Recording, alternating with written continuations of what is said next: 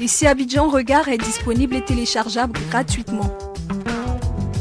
Ici Abidjan Regard, c'est plus de photos, moins de tests, un contenu plus soft et mieux affiné. Ici Abidjan Regard, nous croisons tous les regards de ceux qui font Abidjan. Bonjour abonnés du Grand Mac des médias, merci de nous rejoindre. La montée en puissance des réseaux sociaux a favorisé la propagation de l'information sur Internet. Qu'elle soit vérifiée ou non, l'information circule à chaque minute. À telle enseigne que la génération hyper connectée n'a plus la patience d'attendre les canaux traditionnels d'information. L'on assiste par conséquent à un vrai boom des sites d'information en ligne, à telle enseigne que la presse audiovisuelle et la presse papier ont fini par emboîter le pas à ces sites Internet. Mais comment travaillent au quotidien ces sites d'information en ligne? Monsieur Demba Diallo, fondateur du site Lagune Info, invité ce jour sur ce plateau, vient partager avec nous son expérience. Bonjour Monsieur Demba. Bonjour. Bienvenue sur le plateau. Bonjour. Votre site internet existe déjà depuis quelques années et dites-nous un peu, qu'est-ce qui vous a poussé à vous lancer dans cette aventure? Oui, précisément depuis mars 2012, notre site internet laguneinfo.net existe. Ce qui nous a motivé, c'est d'offrir de l'information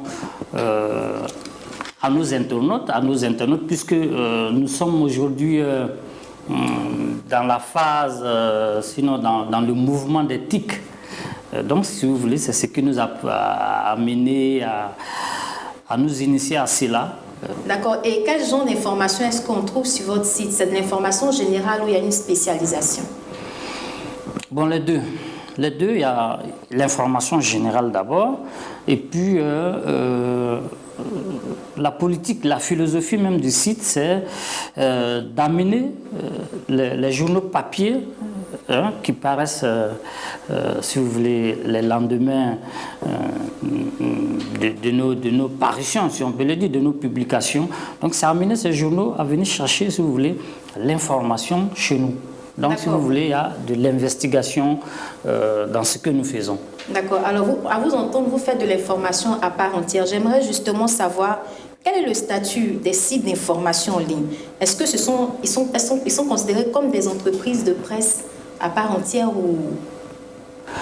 Bon, écoutez, là-dessus, le législateur ivoirien n'avait pas légiféré en la matière, vu que c'est de nouveaux médias. C'est de nouveaux médias, c'est un autre type d'information qui est apparu il y a quelques années, en Afrique surtout.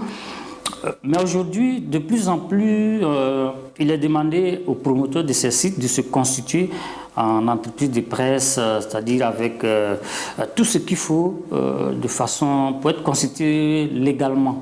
D'accord, voilà. Pour être constitué légalement. Oui. Alors, je disais d'entrée de jeu tout à l'heure que les gens préfèrent de plus en plus s'informer sur Internet. Et justement, nous sommes allés à la rencontre de la population d'Abidjan pour savoir un peu comment elle préférait s'informer, pour vérifier bien sûr l'information que nous donnons. Et c'est un sujet de Patricia Adou.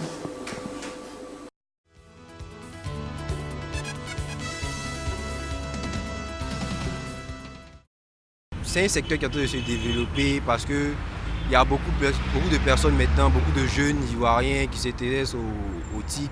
C'est quand même bon, Ça nous aide à se familiariser un peu plus aux nouvelles technologies. C'est très bon parce que ça nous permet de nous informer très rapidement par rapport aux autres. Ça nous permet d'agencer, de comparer les informations les unes par rapport aux autres. Et puis de voir un peu les fakes, de voir un peu ce qui est bon, ce qui est vrai, ce qui n'est pas bon, ce qui n'est pas vrai. Bon, apparemment, c'est pas trop fiable. Parce que l'Internet, on fait un peu de tout dessus. Les gars arrivent à trafiquer certaines choses, ils font des montages, donc c'est pas trop fiable. Je pense que c'est fiable parce que avec certaines informations que moi-même je vois sur le net, et la réalité des choses, tout ça, moi je pense que c'est fiable. Il y a beaucoup de sites qui sont beaucoup fiables.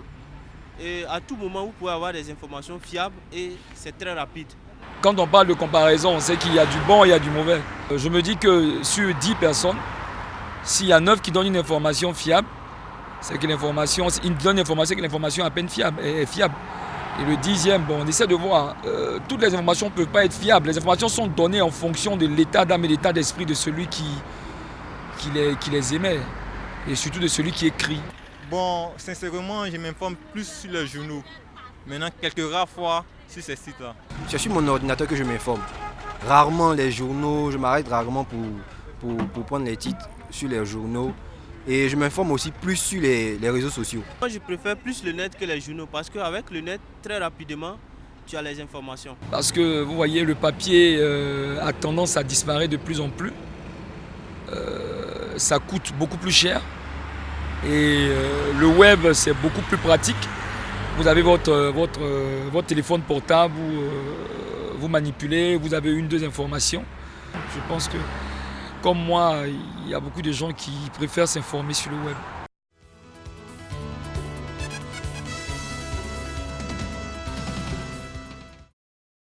Alors, Monsieur Demba, les avis sont un peu partagés, justement, quant à la fiabilité de l'information. Je voudrais vous demander, le côté spontanéité, justement, de l'information, est-ce que ça ne pose pas des problèmes quant à la vérification, à la fiabilité, parce que ça a été vraiment relevé dans ce sujet? Non, pas du tout. Mais je pense que ceux qui se sont exprimés tout à l'heure, peut-être ont été plus ou moins, sinon ce sont des produits des journaux papier en fait, avec tout ce qu'on a connu. Donc forcément, ça a une influence sur le jugement qu'ils portent sur le site internet. Mais je pense en même temps, quand je les écoute, quand ils parlent des sites internet, ça fait référence en même temps aux réseaux sociaux, qui est différent des sites internet. Le site internet, c'est vraiment une entreprise de presse qui est très souvent animée par des journalistes professionnels, ça c'est de un, qui ont une certaine expérience. Enfin, pour parler à ma modeste personne, donc je pense qu'on a, nous à notre niveau, on a une certaine expérience et puis pour la vérification des informations, nous ne rencontrons pas de difficultés. Soit les gens ne connaissent pas bien Lagune Info parce que c'était récent, mais quand vous vous présentez, l'interlocuteur vous connaît parce qu'il vous a connu antérieurement. D'accord, avant, mais ça c'est votre cas. Mais me référant toujours à ce que nous venons de voir, vous avez dit qu'ils faisaient référence à leur expérience dans la presse papier. Mais ce qu'ils ont relevé justement, il y en a qui ont dit qu'ils préféraient s'informer toujours de manière traditionnelle plutôt que se référer au site internet parce que justement, ils n'avaient pas forcément confiance dans les informations qui étaient diffusées. C'est vrai que vous pouvez mettre en avant votre crédibilité, mais toujours est-il qu'il y en a quand même qui ont connu des mauvaises expériences sur ces histoires de s'informer via les sites internet. Oui, vous savez que bon, il est difficile de parler au nom de tout le monde. À Lagune Info, à laguneinfo.net, nous ne rencontrons pas, en tout cas on n'a pas encore connu ce genre de difficultés. Ce genre de difficultés parce que nous prenons quand même, nous savons ce que c'est que l'information, quelle peut être peut-être la conséquence d'une publication, d'une information. Donc nous tenons compte de tout ça. Et nous tirons, si vous voulez, cette politique de notre expérience. Donc je pense que dans ce métier aussi, l'expérience a un poids fondamental. Fondamental, d'accord. En général, l'accès à l'information sur les sites internet sont gratuits. Alors, on aimerait savoir comment est-ce que vivent justement ces sites, de quoi ils vivent? Généralement, les sites internet principalement vivent de la publicité. C'est ce qui devrait être. Et les sites devraient vivre d'une subvention qui devrait être accordée par l'État où ces sites exercent. Et je le disais tantôt, en Côte d'Ivoire, le législateur n'a pas encore véritablement pris des mesures dans ce sens en ce qui concerne les sites internet qui sont des nouveaux médias. Mais je pense que dans quelques années, nous serons subventionnés au même titre que les journaux papier, par exemple. D'accord, mais pour le moment, il n'y a pas de subvention. Et oui. Vous dites qu'ils devraient vivre de la publicité, mais oui, ce n'est pas toujours le cas. Dans ce cas-là, comment est-ce que justement ces sites-là se débrouillent pour vérifier l'information, pour mener même des enquêtes sur le terrain? Comment est-ce que ça se passe concrètement? Bon, ça se passe par, si vous voulez, le capital financier même du promoteur. Pour l'instant, pour ce qui concerne en tout cas laguneinfo.net, donc principalement ça se passe sur le capital du promoteur. Et puis, nous faisons aussi des publics reportages. Et ça aussi, c'est, si vous voulez, la confiance qui naît entre les internautes et puis la rédaction. Donc, cela nous permet de faire des publics reportages. Donc, ça nous permet aussi d'avoir quelques ressources pour, si vous voulez, exister. Pour exister, d'accord. Et sur le terrain, comment est-ce que vous vous organisez? Est-ce que parfois il y a des difficultés? Si oui, quelles sont ces difficultés? Oui, parfois il y a des difficultés parce que vous pouvez arriver à un reportage et puis vous entendez dire que vous n'êtes pas invité. Ça dépasse un peu l'entendement parce qu'un journaliste, généralement, il n'est pas invité. Quand il a l'information, quand ça l'intéresse, il y vient. Autre difficulté, c'est peut-être vous n'avez pas la facilité de mobilité comme un organe qui est bien subventionné. Donc, on a un peu ce genre de difficultés. J'allais justement vous demander quelle est la perception justement du monde de la presse face aux journalistes des sites internet. Le regard. Oui, j'avoue qu'il y a quelques années, c'était difficile. Parce que vous voyez comme des concurrents. Donc, mais aujourd'hui, de plus en plus, vous avez dit d'entrée que même les journaux papier aujourd'hui se sont mis à la création des sites. Donc aujourd'hui, je pense qu'ils ont compris que l'avenir, c'est ce type d'information. Les rapports sont aujourd'hui plus ou moins cordiaux, j'allais dire, mais il y a toujours de la méfiance parce que c'est normal, parce qu'on est sur un même marché d'information. Vous pensez que l'avenir de la presse aujourd'hui se trouve sur Internet? Oui, tout à fait. Moi, je pense bien, vous l'avez entendu dans le reportage, avec les applications de téléphone. Donc, sur votre téléphone, vous êtes capable de télécharger toutes les informations de Lagune Info. Donc, si vous voulez en temps réel, vous êtes informé. Donc, selon vous, la presse papier est en train de mourir de sa plus belle mort ou...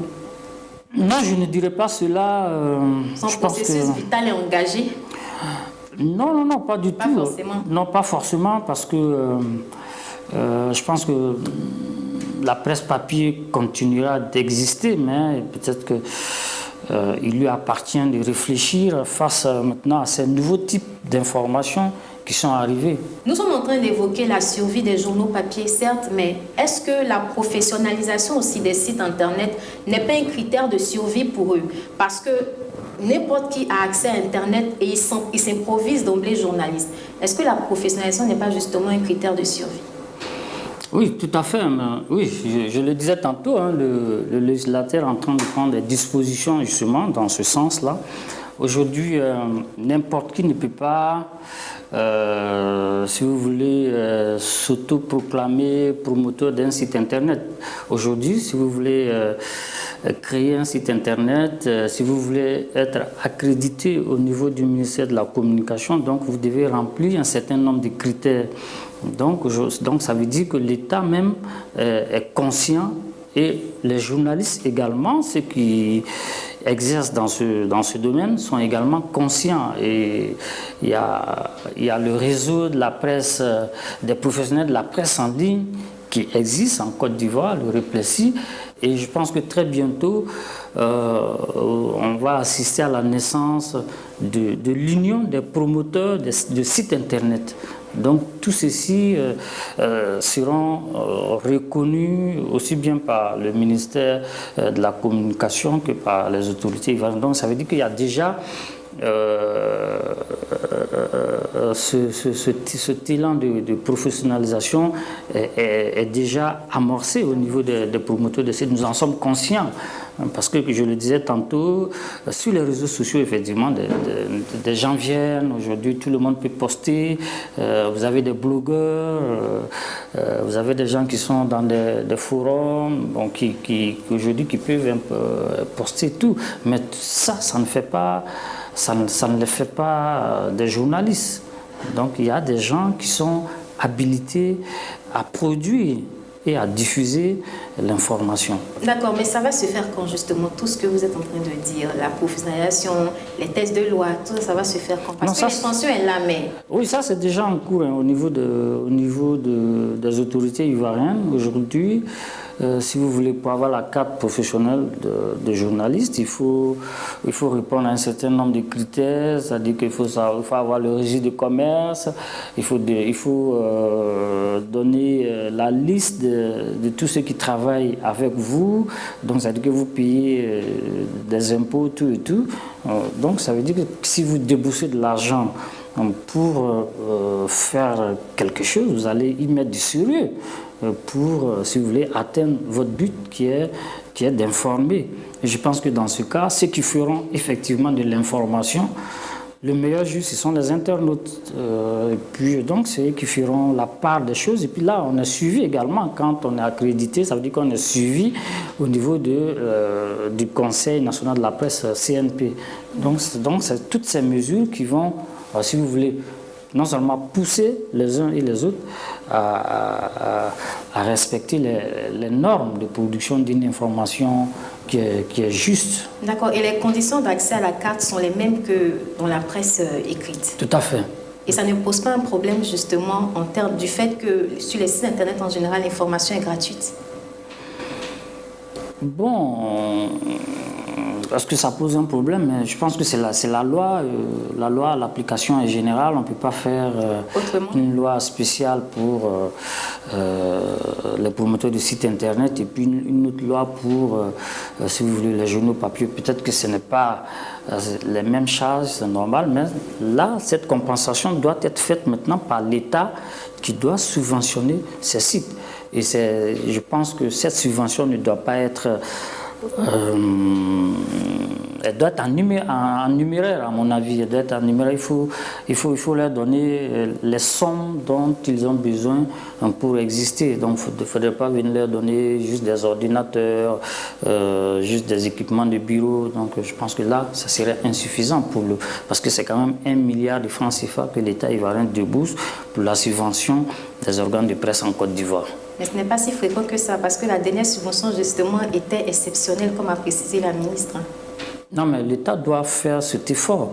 Parce que quand on veut construire un pays, sinon un État émergent, quand on veut construire un Ivoirien nouveau, cela passe aussi nécessairement par l'information. Parce qu'il faut une bonne information, que ce soit...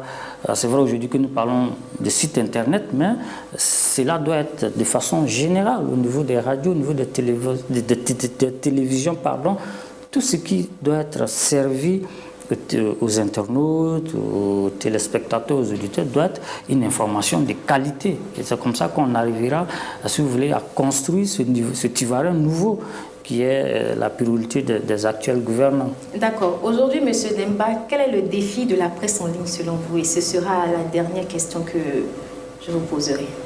Merci bien. Le défi, c'est de répondre aux attentes.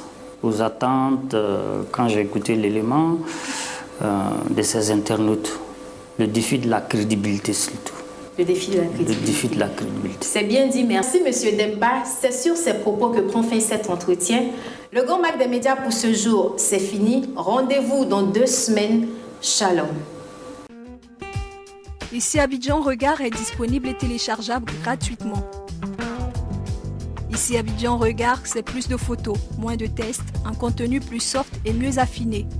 Ici Abidjan Regard, nous croisons tous les regards de ceux qui font Abidjan.